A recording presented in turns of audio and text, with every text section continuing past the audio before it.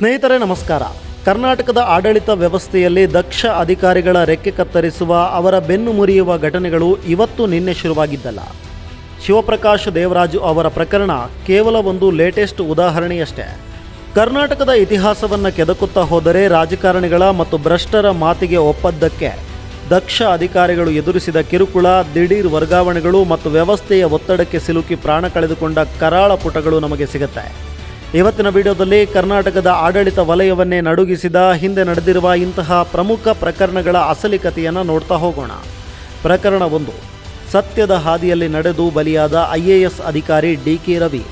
ಕರ್ನಾಟಕದ ಜನತೆಗೆ ಎಂದಿಗೂ ಮರೆಯಲು ಸಾಧ್ಯವಾಗದ ಹೆಸರು ಅಂದರೆ ಅದು IAS ಅಧಿಕಾರಿ DK ರವಿ. ಕೋಲಾರ ಜಿಲ್ಲೆಯ ಜಿಲ್ಲಾಧಿಕಾರಿಯಾಗಿದ್ದಾಗ ಅಲ್ಲಿನ ಮರಳು ಮಾಫಿಯಾ ಮತ್ತು ಭೂಮಾಫಿಯಾಗೆ ಸಿಂಹ ಸ್ವಪ್ನವಾಗಿದ್ದವರು DK ರವಿ.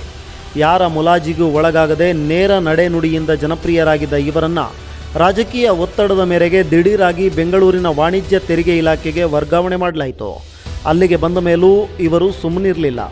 ಬೆಂಗಳೂರಿನ ದೊಡ್ಡ ದೊಡ್ಡ ರಿಯಲ್ ಎಸ್ಟೇಟ್ ಕಂಪನಿಗಳು ಮತ್ತು ಪ್ರಭಾವಿ ರಾಜಕಾರಣಿಗಳ ತೆರಿಗೆ ವಂಚನೆಯನ್ನು ಪತ್ತೆ ಹಚ್ಚಿ ನೂರಾರು ಕೋಟಿ ದಂಡ ವಿಧಿಸಲು ಮುಂದಾದರು. ಆದರೆ 2015ರ ಮಾರ್ಚ್ 16ರಂದು ಅವರ ನಿಗೂಢ ಸಾವು ಇಡೀ ಕರ್ನಾಟಕವನ್ನೇ ಸ್ತಬ್ಧಗೊಳಿಸಿತು. ಅದು ಆತ್ಮಹತ್ಯೆ ಎಂದು ತನಿಖಾ ವರದಿ ಹೇಳಿದರೂ ಒಬ್ಬ ದಕ್ಷ ಅಧಿಕಾರಿಗೆ ವ್ಯವಸ್ಥೆ ಮತ್ತು ಪ್ರಭಾವಿ ವ್ಯಕ್ತಿಗಳು ನೀಡಿದ ಮಾನಸಿಕ ಒತ್ತಡ ಎಷ್ಟರ ಮಟ್ಟಿಗಿತ್ತು ಎಂಬುದಕ್ಕೆ ಈ ಇತಿಹಾಸವೇ ಅವತ್ತು ಸಾಕ್ಷಿಯಾಗಿತ್ತು. ಪ್ರಕರಣ 2. ಮರಳು ಮಾಫಿಯಾ ವಿರುದ್ಧ ಸೆಟೆದು ನಿಂತ ಶಿಖಾ ಮತ್ತು ರಶ್ಮಿ ಮಹೇಶ್. ರಾಜಕಾರಣಿಗಳು ಮಾತು ಕೇಳದಿದ್ದರೆ ಮಹಿಳಾ ಅಧಿಕಾರಿಗಳನ್ನು ಬಿಡೋದಿಲ್ಲ ಎನ್ನುವುದಕ್ಕೆ ಈ 2 ಪ್ರಕರಣಗಳು ಅತ್ಯುತ್ತಮ ಉದಾಹರಣೆ.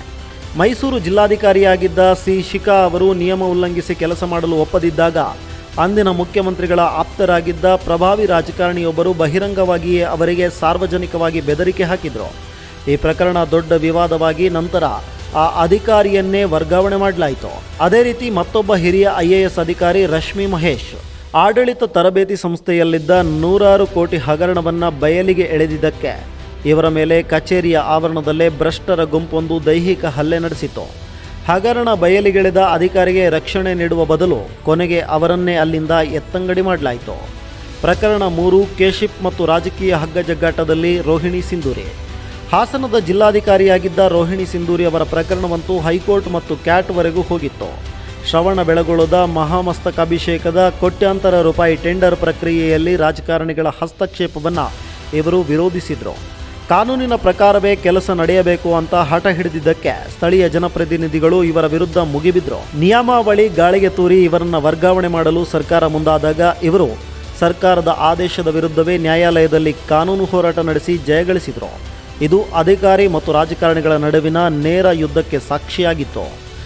ಪ್ರಕರಣ 4. ಪೊಲೀಸ್ ಇಲಾಖೆಯಲ್ಲಿ ರಾಜಕೀಯಕ್ಕೆ ಬಲಿಯಾದ DYSP ಗಣಪತಿ. ಕೇವಲ IAS ಅಷ್ಟೇ ಅಲ್ಲ, ಪೊಲೀಸ್ ಇಲಾಖೆಯಲ್ಲೂ ಇದು ಮುಂದುವರೆದಿದೆ. ಮಂಗಳೂರಿನಲ್ಲಿ DYSP ಆಗಿದ್ದ MK ಗಣಪತಿ ಅವರು ಆತ್ಮಹತ್ಯೆ ಮಾಡಿಕೊಳ್ಳುವ ಮುನ್ನ TV ಚಾನೆಲ್ ಒಂದಕ್ಕೆ ನೀಡಿದ್ದ ಸಂದರ್ಶನ ಇಂದಿಗೂ ಯಾರಿಗಾದರೂ ಮೈ ನಡುಕ ಹುಟ್ಟಿಸುತ್ತೆ. ನನ್ನ ಸಾವಿಗೆ ಅಂದಿನ ಗೃಹ ಸಚಿವರು ಮತ್ತು 2 ಹಿರಿಯ IPS ಅಧಿಕಾರಿಗಳ ತೀವ್ರ ರಾಜಕೀಯ ಒತ್ತಡ ಮತ್ತು ಕಿರುಕುಳವೇ ಕಾರಣ ಎಂದು ನೇರವಾಗಿ ಆರೋಪಿಸಿ ಅವರು ಪ್ರಾಣ ಬಿಟ್ಟಿದ್ದರು.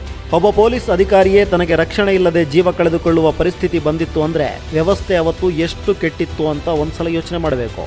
ಸ್ನೇಹಿತರೆ, ಹಿಂದೆ ನಡೆದ DK ರವಿ, DYSP ಗಣಪತಿ, ಶಿಖಾ ಅವರ ಪ್ರಕರಣಗಳಿಂದ ಹಿಡಿದು ಇತ್ತೀಚಿನ ಶಿವಪ್ರಕಾಶ್ ದೇವರಾಜು ಅವರ ಎತ್ತಂಗಡಿವರೆಗೆ ಕರ್ನಾಟಕದ ಇತಿಹಾಸವನ್ನು ನೋಡಿದ್ರೆ ಒಂದು ವಿಷಯ ಸ್ಪಷ್ಟವಾಗುತ್ತೆ.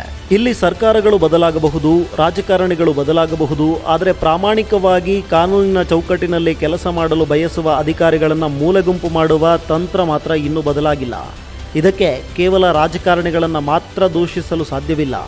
ವ್ಯವಸ್ಥೆಯಲ್ಲಿ ರಾಜಕಾರಣಿಗಳು ಹೇಳಿದ್ದಕ್ಕೆಲ್ಲ ಎಸ್ ಬಾಸ್ ಎನ್ನುವ ಭ್ರಷ್ಟ ಅಧಿಕಾರಿಗಳೂ ಇದ್ದಾರೆ.